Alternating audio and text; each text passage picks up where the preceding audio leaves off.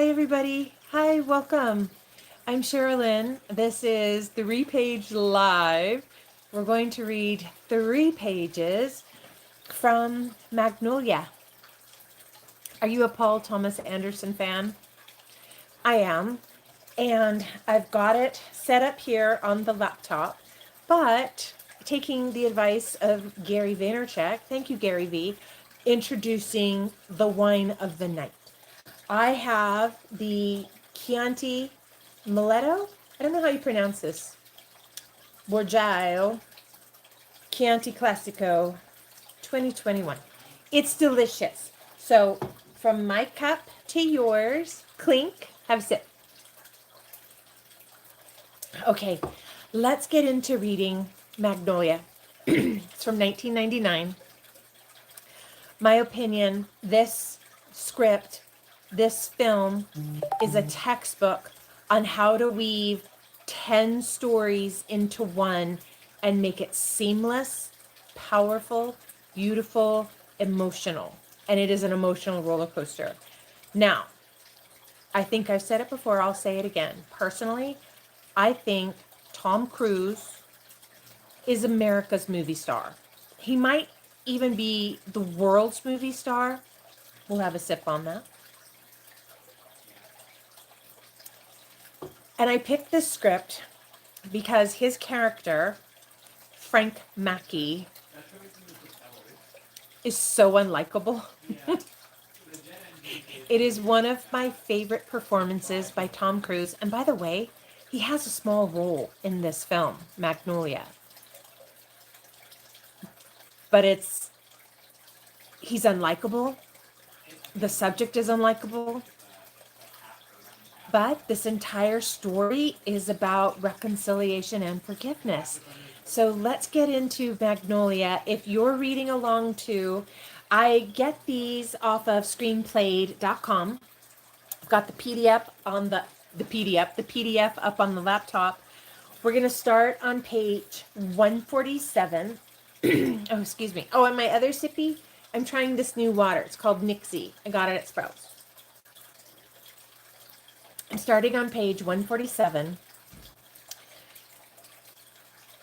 Cut to interior Van Nuys office space. That moment. By the way, I got to interrupt myself already. I think Paul Thomas Anderson, in writing this script, so much of the script shows up on the screen. If you haven't seen it yet, and it's almost 3 hours long, Magnolia is worth your time. Let's jump into it. Page 147. Interior Van Nuys office space. That moment. Camera pushes in on a geek named Chad in his 20s who answers a phone. He has a small computer in front of him, and this is the boiler room answering phones for orders headquarters for Seduce and Destroy. 5 or 6 other guys sit around desk answering phones and working computers, etc. There's posters of Frank all around and some maps and some charts. And Chad says into the phone, "Seduce and Destroy, this is Chad. Can I have your home phone number with area code, please?" Interior Earl's house, kitchen, that moment. Camera pushes in on Phil on the phone. Phil says, "Hi, hello, great. This is Seduce and Destroy?" Chad, "It is. Can I have your home phone number with area code?" And Phil says, "Well, I don't want to order anything, you see. I have a situation. A situation just come up that's really pretty serious, and I'm not sure who I should talk to or what I should do, but could you maybe put me in touch with the right person if I explain myself?" And Chad says, "I'm really only equipped to take orders." And Phil, "Well, can you connect me to someone else?" Chad says, "Well, what's the situation?" And Phil says, "Well, okay, well, let me see how I can explain this without it seeming kind of crazy, but here goes. Hi, my name is Phil Parma, and I work for a man named Earl Partridge, Mr. Earl Partridge. I'm his nurse. He's a very sick man. He's a dying man, and he's sick, and he's asked me to help him find his son. Hello? Are you there? Hello? Chad says, yeah, I'm here. I'm listening. And Phil, okay, see, Frank T.J. Mackey is Earl Partridge's son. Cut to interior Holiday Inn suite. That moment. Frank and Guinevere doing the interview. Gwen says, where are you from originally? And Frank answers, around here. Gwen, the Valley? Frank, Hollywood mainly. And Gwen says, and what did your parents do? And Frank, my father worked in television. My mother, this is going to sound silly to you, she was a librarian. And Gwen, why does that sound silly? And Frank, well, I guess it doesn't. Gwen says, does your mother still work? And Frank, she's retired. Gwen, are you close? Frank, she's my mother. Gwen says, what does she say about seduce and destroy? Go get him, honey, is what she says. And Gwen says, and your father? And Frank, he passed away. Gwen, I'm sorry. And Frank, people die. Gwen says, I wouldn't have asked. And Frank's, not a problem.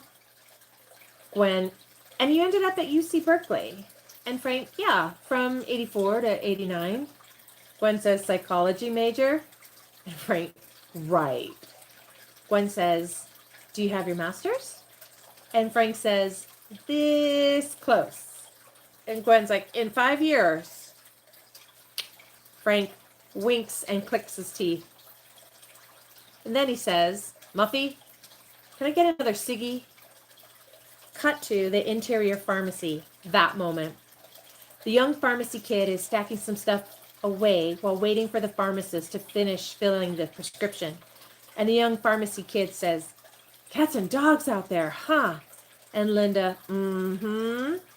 And the young pharmacy kid says, must have a lot going on for all that stuff you got back there, huh? You could have quite a party with all that stuff. And Linda looks down. Hold. Beat. Then the pharmacy kid says, you been on Prozac long? Dexedrine? And Linda's, I don't. And the young pharmacy kid says, these are interesting drugs because Dexedrine's basically speed in a pill, you know? But I guess a lot of doctors are balancing out the Prozac with the Dexedrine, huh? And that liquid morphine will knock you down and out. Around up and down and out, and someone's not careful, you can't mix those up, you know? You must have a lot going on in your life for all that stuff to be there. The older pharmacist dings his bell, and the young pharmacy kid gets the bag and starts to read. Slow zoom in on Linda as he babbles away. The young pharmacy kid off screen continues. Strong, strong stuff here. Boy, wow. What exactly is wrong with you that you need? Linda snaps. And she starts to tremble and cry and build. You asshole, you think, who are you to ask me that? And the young pharmacy kid, what, ma'am, and Linda says, I come in here. You don't know who I am or what my life is. And you have to ask these questions, the indecency to ask me a question about my life. And Linda pushes a large display over on its side, smashes things on the counter, throws things around, and basically goes nuts. And the older pharmacist comes rushing to the front to try and calm things. Please, lady, why don't you just calm down? And Linda says, don't you call me, lady. I come in with these things, and I give it over to you. You doubt, you make your phone calls, you check on me, you look suspicious, and you ask questions. I'm sick. I have enough sickness all around me, and you ask me about my life? What's wrong? Have you seen death in your bed in your house? And where's your decency? And then I'm asked questions, what's wrong? That's what's wrong. And don't call me lady. Shame on you. Shame on both of you. She throws a crumpled stack of money at them both and grabs a prescription and heads for the door. Cut to Linda's Mercedes moments later. She slams the door. She's shaking and crying. There's a close-up and a pharmacy bag ripped open.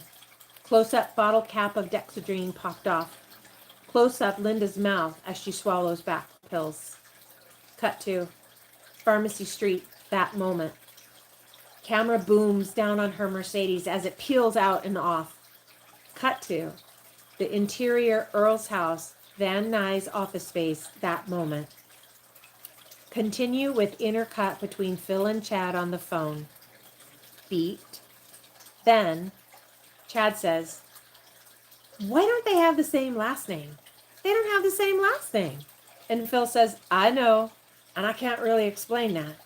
But I have a feeling there's some situation between them, like they don't really know each other much or well. Something like they don't talk much anymore." Chad says, "Uh-huh." And Phil, "Does this sound weird?" Chad's, "Well, I'm not sure why you're calling me." And Phil said, "There's no number for Frank in any of Earl's stuff, and he's pretty out of it. I mean, like I said, he's dying, you know. He's dying of cancer." And Chad, "What kind of cancer?" And Phil says, "Brain and lung." Chad, "Yeah, my mother had breast cancer." And Phil says, "It's rough. I'm sorry. Did she make it?" Chad, "Oh, yeah, she's fine." And Phil, "Oh, that's good." And Chad says, "It was scary, though." And Phil says, "It's a hell of a disease." Chad, "Sure is. So why call me?" Camera pushes in on Earl asleep in the bed. Breathing becomes a bit irregular. Hold on him at 30 frames per second. And Phil says, "I know this all seems silly. I know that maybe I sound ridiculous, like maybe this is a scene of the movie where the guy is trying to get a hold of the long-lost son. But this is that scene, you know? I think they have those scenes in movies because they're true, because they really happen. And you gotta believe me. This is really happening. I mean, I can give you my phone number, and you can call me back if you want to check with whoever you can check this with, but please don't leave me hanging on this. Please." See, this is the scene out of the movie where you helped me out. Cut to interior Holiday Inn suite, that moment. Frank and Guinevere doing the interview. Camera dollies slowly in on each. Guinevere says, "See, I thought you grew up here in the valley." And Frank, "Like I said, yeah." And Gwen, "And you went to Van Nuys High, right?" And Frank says, "I don't know how much I went, but I was enrolled. I was such a loser back then. I was misguided, pathetic. I was very fat, not even close to what I am today. Not the Frank T.J. Mackey you're eager to talk to because I was swimming in what was as opposed to what I wanted." And Gwen, "Where does that name come from?" And Frank, "What name?" "My name?" And Gwen's, "It's not your given name, right?" Frank, "Oh, my mother's name, actually. Good question. You've done your research." And Gwen says, "And Frank?" And Frank says, "Frank was my mother's father." And Gwen, "Oh, okay, that's why. I had trouble locating your school records at Berkeley and UCLA. Your name change. They had no official enrollment." And Frank, "Oh, yeah. No, they wouldn't." And Gwen, "They wouldn't?" Frank, "No, certainly not. I wasn't officially enrolled." "That's right." Was that unclear? And Gwen says, "Kind of."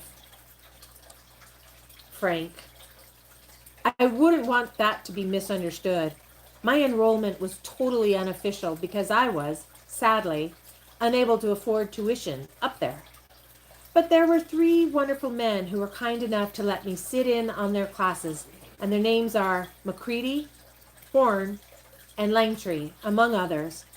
I was completely independent financially, and like I said, one sad sack of shit."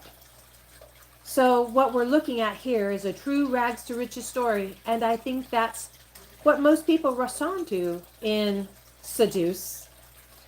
And at the end of the day, hey, it may not even be about picking up chicks and sticking your cock in it. It's about finding what you can be in this world. I'll take that. Defining it, controlling it, and saying it. I'll take what is mine. And cut. We're finishing at the end of page 154. My apologies, I went over the 3 pages, but it's so good. And I can't stress enough. I hope you will find Magnolia, whether it's on Prime. Oh, I will look it up for you. I've got it right here. Let me look it up and see if it's on Prime. And then you can watch it. It's a long movie. It's about 3 hours. Wait till you see the end scene with the frog. You're going to love it. Oh, here it is right here. It's available. Oh, it's free on Prime. Ta-da! Okay, so I think I know what I'm watching, and I hope you enjoy it, and I really hope that, would you please read the script and then watch the film. And once you read the script, you'll see how the writing, and I love in Paul Thomas Anderson's writing that he has cutting out, and this is a 1999 script, which is different than 2024. Now, as you know, the script goes through so many changes and versions. Back then, they were writing the camera direction right in the script, which was just like when I read Red Dust at the Academy. Whew. Thank you so much for joining me. Let me know if there is a script you want read. Happy to look it up and find it. I'll put a link in the description as soon as I hang up so that you can find the script online too. I get mine off of Screenplay. It's Screenplayed. I'll put it in the description, and that way you can watch it. Go watch Magnolia by Paul Thomas Anderson on Prime. Thank you for joining me. I will see you next week. I'm thinking I'm going to read, because we're kind of on like a Tom Cruise kick here. I think we're going to read Maverick. Or maybe A Few Good Men. Whoa. Or maybe we do Top Gun, then Maverick. I don't know. Let me know in the comments. Thank you for joining me. I hope you enjoyed it. I hope you'll go watch Magnolia, and I will see you next week. Bye, everybody. I have to climb like really high, though. Ooh.